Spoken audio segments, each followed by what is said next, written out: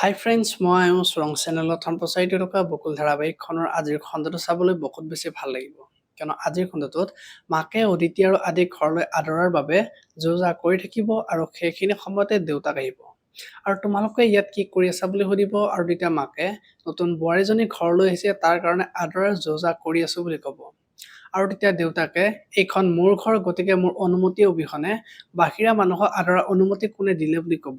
আৰু তেতিয়া মাকত আচৰিত হৈ পৰিব আৰু তেতিয়া অধীৰে আদি তোমাৰ সন্তান বুলি ক'ব আৰু তেতিয়া দেউতাকে মোৰ কোনো সন্তান নাই, ঘৰৰ পৰা ওলাই যাবলৈ দিয়া বুলি কোৱা দেখিবলৈ পাব। ইফালে আকৌ দেউতাকে আদিহঁতক গালি পাৰি থকা দেখি চন্দনে ওপৰৰ পৰা চাই থাকিব আৰু তেতিয়া মন্দিৰা আৰু খুৰীয়েকেও দূৰৰ পৰা চাই থাকিব। আৰু তেতিয়া মন্দিৰৰ খুৰীয়েকে মন্দিৰাক যদি ইহঁতক ঘৰৰ ভিতৰত সোমাব নিদিয়ে তেতিয়াহ'লে ঘৰখনৰ মেইন মানুহজনীয়ে তই হবি বুলি মন্দিৰাক কোৱা দেখিবলৈ পাব। আনফালে আকৌ পংখীয়ে যে অদিতিৰ পেহীয়েকৰ ওচৰলৈ যাব আৰু তেতিয়া অদিতিৰ পেহীয়েকক আপুনি চিন্তা কৰিব নালাগে, তাই ভালে আছে বুলি ক'ব। আৰু তেতিয়া অদিতিৰ পেহীয়েকে তাই মোক মানুহৰ আগত বৰ বেয়াকৈ লাজত পেলালে আৰু তাইৰ কাৰণে আজি আশ্ৰমখন বিপদত পৰিব বুলি পংখীৰ আগত ক'ব। আৰু মোতকৈ তাইৰ সেই ল'ৰাজনহে আপোন হ'ল বুলি পংখীৰ আগত কোৱা দেখিবলৈ পাব।